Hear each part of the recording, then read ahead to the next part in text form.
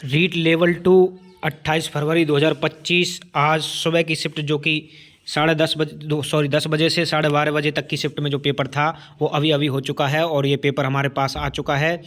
आपके लिए पेपर की व्यवस्था हमने कर दी है। दोस्तों, जैसा कि आपको पता है कि इस बार पेपर छात्रों को नहीं दिए जा रहे हैं, पेपर को बोर्ड के द्वारा वापस ले लिया गया है, लेकिन हमने आपके लिए जैसे तैसे व्यवस्था करके ये पेपर उपलब्ध करवाया है और इसका पूरा सॉल्यूशन आपको देने वाले हैं। इस वीडियो में हम आपको बताएंगे, पूरे 150 प्रश्नों का हल करेंगे, किस सब्जेक्ट से किस टॉपिक से कौन सा प्रश्न आया है और पूरे डिटेल से उनका सॉल्यूशन भी आपको करके बताएंगे।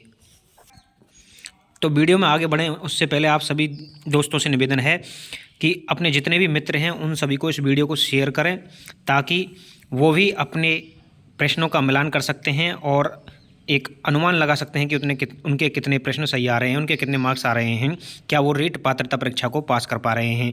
उससे पहले आप सभी मित्रों को मेरी तरफ से रीट पात्रता परीक्षा के पास होने के लिए अग्रिम बधाई। आप सभी रीट पात्रता परीक्षा में पास होवें और मुख्य जो एग्ज़ाम है, मेन एग्ज़ाम रीट की, वो 3rd ग्रेड की, उसके लिए क्वालिफाई कर पावें। तो हमारी तरफ से और हमारे चैनल की तरफ से आपको अग्रिम शुभकामनाएं सभी मित्रों के लिए जो इस वीडियो को देख रहे हैं।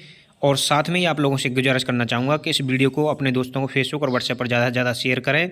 साथ ही चैनल को भी सब्सक्राइब कर लें, क्योंकि जो भी इस भर्ती से संबंधित और अन्य किसी भी भर्ती से संबंधित किसी भी प्रकार की कोई भी सूचना आती है सबसे पहले इस चैनल पर आपको प्रदान की जाती है। तो इसलिए आप सभी इस चैनल को सब्सक्राइब करें। तो ये आपके सामने देख सकते हैं, paper code PL first shift first का पेपर है। 150 प्रश्न है, 2.5 घंटे का पेपर है।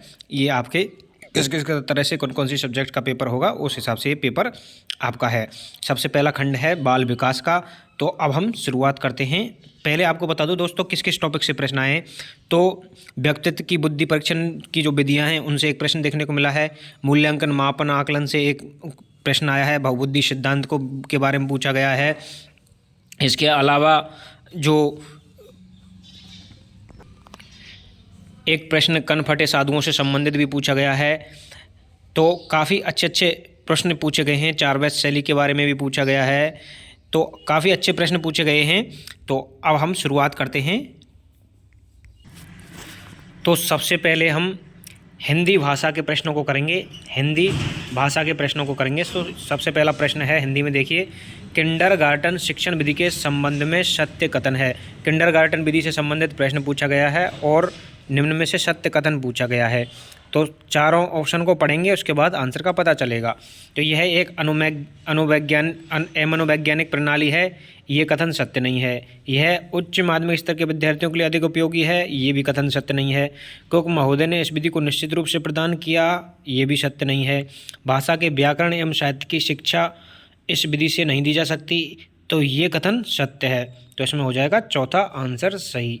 अगला प्रश्न है 32 नंबर, देखिए, बेसिक शिक्षा प्रणाली में भाषा की शिक्षा निम्नलिखित में से किस माध्यम से दी जा सकती है। तो बेसिक शिक्षा प्रणाली में भाषा की शिक्षा किस माध्यम से दी जा सकती है, तो सामाजिक पर्यावरण से। इसमें आंसर हो जाएगा सामाजिक पर्यावरण से। अगला प्रश्न है भाषा शिक्षण के संदर्भ में वैयक्तिक अनुदेशन प्रणाली की क्या सीमा है। तो भाषा शिक्षण के संदर्भ में वैयक्तिक अनुदेशन प्रणाली के बारे में जानते हैं। 4 ऑप्शनों को पढ़ेंगे, फिर पता चलेगा आंसर क्या है। तो इसमें विद्यार्थी को भाषा के तत्वों का ज्ञान प्रभावी रूप से करवाया जा सकता है, ये भी गलत है। इसमें विद्यार्थी को भाषाई कौशल में दक्ष किया जा सकता है, ये भी गलत है। इसमें वैयक्तिक शिक्षण पर अधिक बल दिया जाता है, ये भी गलत है। यह शिक्षण प्रणाली अधिक विद्यार्थियों वाली बड़ी कक्षा में अध्यापन के लिए उपयोगी नहीं है, ये सही है। तो चौथा सही है। अगला प्रश्न है 34 नंबर, इनमें से कौन सा परिवीक्षित अध्ययन उपागम का सोपान नहीं है। परिवीक्षित अध्ययन उपागम के बारे में देखो 4 ऑप्शनों को, फिर पता चलेगा आंसर कौन सा सही है। तो इसमें अध्ययन कार्य का आवंटन, ये नहीं है। अध्ययन हेतु निर्देश, ये भी नहीं है। विद्यार्थियों द्वारा स्वाध्याय एवं शिक्षक द्वारा मार्गदर्शन, ये भी नहीं है। कलात्मक प्रयोजना, ये सही है, चौथा सही है।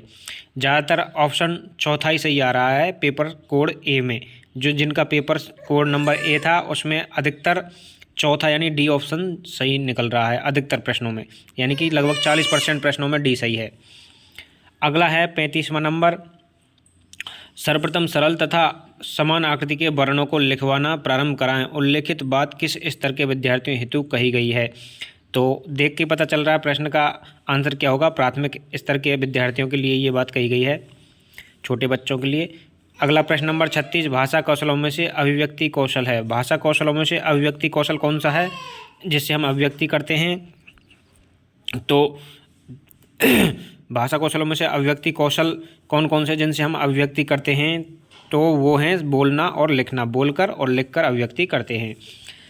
अगला प्रश्न है 37, अनुलेख किस भाषा कौशल से संबंधित है? तो 37 में इसमें आंसर हो जाएगा लेखन से। अनुलेख किस भाषा कौशल से संबंधित है? लेखन से।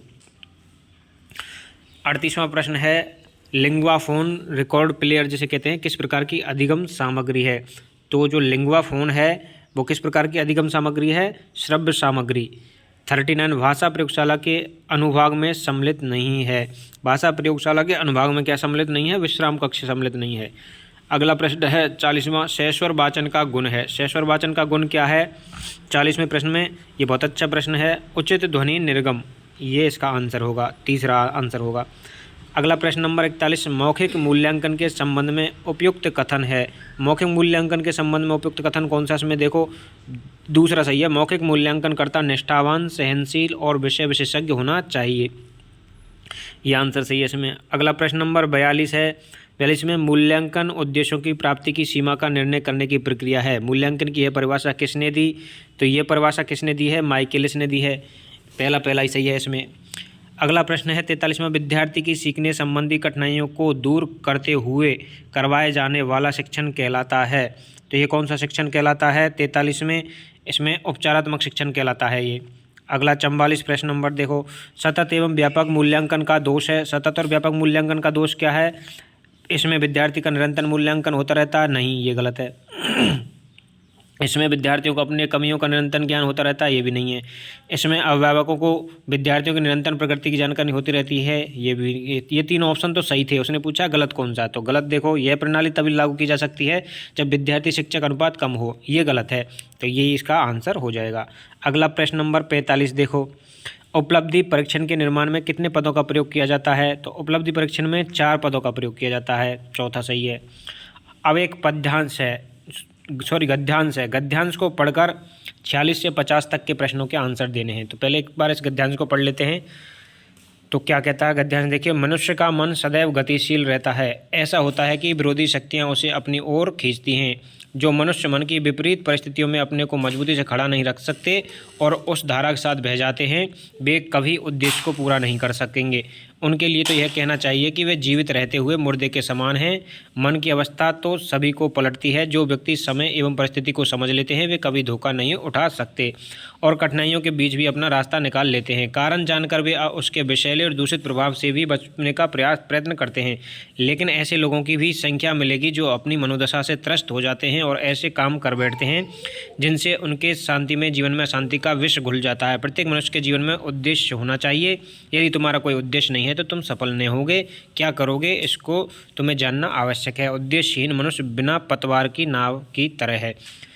तो इसमें जीवन का कोई न कोई उद्देश्य लेकर चलने पर विशेष जोर दिया गया है। बिना उद्देश्य के कोई नहीं चल सकता। जैसे एक शिक्षार्थी को कक्षा में जब शिक्षा देना जाता है तो वो निश्चित उद्देश्यों के द्वारा ही कक्षा में एंटर करता है, उसी हिसाब से इसमें बात कही गई है। अब प्रश्न नंबर 46 को देखते हैं। सबसे पहले हम इसमें क्या है, सदैव शब्द का सही संधि विच्छेद है। तो सदैव का सदा प्लस एव, चौथा आंसर सही है इसमें। अगला प्रश्न नंबर 47 देखिए, निम्नलिखित में से विष शब्द का पर्यायवाची शब्द है। तो विष का पर्यायवाची गरल, चौथा सही है गरल। अगला प्रश्न है 48, विरोधी शब्द का विलोम होगा। तो विरोधी शब्द का विलोम क्या होता है? समर्थक का उल्टा विरोधी। तो अगला प्रश्न नंबर 49, गद्यांश में प्रयुक्त मनोदशा शब्द से आशय है। मनोदशा शब्द का मतलब पूछा है। मनोदशा शब्द से क्या आशय है गद्यांश के अनुसार? तो मन की दशा। मनोदशा मतलब मन की दशा। अगला प्रश्न नंबर 50, मनुष्य शब्द है। तो मनुष्य शब्द के बारे में पूछा गया। मनुष्य शब्द क्या है? अव्यय है, भाववाचक संज्ञा है, जातिवाचक संज्ञा है, व्यक्तिवाचक संज्ञा। तो जातिवाचक संज्ञा है, सीधी सी बात है, मनुष्य जातिवाचक संज्ञा। 50 तक हो गए। अब प्रश्न नंबर 51 से 55 तक के उत्तर देखने हैं। प्रश्न नंबर 51 से 55 तक के उत्तर। तो इसमें देखो क्या है, पहले इस गद्यांश को पढ़ते हैं। इस भूमि पर बसने वाला जन और उसकी संस्कृति, इन तीनों के सम्मिलित रूप से राष्ट्र का स्वरूप बनता है। भूमि के मौखिक रूप और समृद्धि के प्रति सचेत होना हमारा कर्तव्य है। जो राष्ट्रीयता पृथ्वी के साथ जुड़ी नहीं होती, वह निर्मूल होती है। धरती माता की कोख में जो अमूल्य निधियाँ भरी पड़ी हैं, उन्हीं के कारण वह वसुंधरा कहलाती है। मातृभूमि पर निवास करने वाले मनुष्य राष्ट्र का दूसरा अंग हैं। उनके कारण ही पृथ्वी मातृभूमि की संज्ञा प्राप्त करती है। पृथ्वी माता है और जन सच्चे अर्थों में पृथ्वी का पुत्र है। जहाँ यह भाव नहीं है, वहाँ जन और भूमि का संबंध अचेतन और जड़ बना रहता है। माता अपने सब पुत्रों को समान भाव से चाहती है। इस प्रकार पृथ्वी पर बसने वाले सभी जन बराबर हैं, उनमें ऊंच और नीच का भाव नहीं है। ये जन अनेक प्रकार की भाषा बोलने वाले और अनेक धर्मों को मानने वाले हैं, फिर भी ये मातृभूमि के पुत्र हैं। तो ये गद्यांश था। अब इसको पढ़कर इसमें क्या है, धरती माता के बारे में बताया गया है। तो अब 51 से लेकर और आगे के प्रश्नों का आंसर इस गद्यांश के आधार पर देना है। तो पहले देखते हैं 51 नंबर को। अमूल्य का अर्थ है, अमूल्य का मतलब है जिसका मूल्य न आंका जा सके, बहुत महंगी चीज़ जिसका मूल्य हम आंक ही नहीं सकते, वो होती है अमूल्य चीज़। अगला है 52वां, निधियाँ शब्द का एक वचन होगा। निधियाँ शब्द, अब निधियाँ इसका एक वचन करना है, तो निधियाँ का एक वचन होगा निधि। निधि में न पे भी छोटी और दह पे भी छोटी आएगी, तो तीसरा सही है। अगला प्रश्न है 53, उन्हीं के कारण पृथ्वी मातृभूमि की संज्ञा प्राप्त करती है। वाक्य में कौन सा काल है?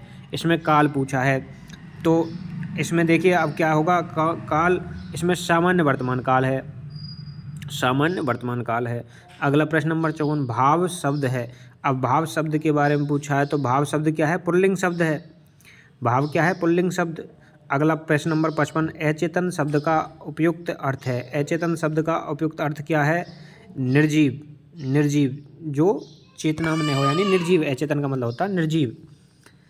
तो इसमें चौथा सही हो जाएगा। 56, वाक्य के कितने अंग माने गए हैं?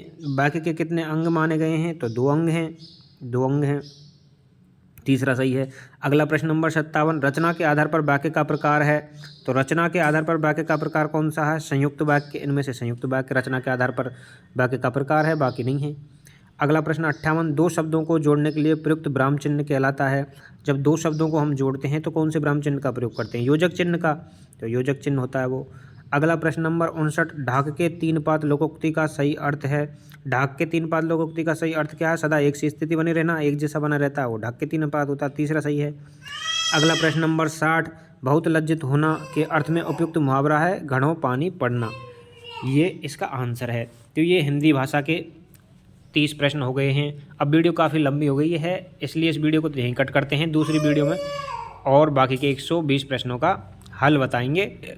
और इस वीडियो को आप तब तक लाइक कीजिए, शेयर कीजिए अपने दोस्तों फेसबुक और व्हाट्सएप पर। चैनल को सब्सक्राइब कर लीजिए। दूसरी वीडियो में आगे अगले प्रश्नों का सॉल्यूशन भी इसी वीडियो में हम देंगे। धन्यवाद।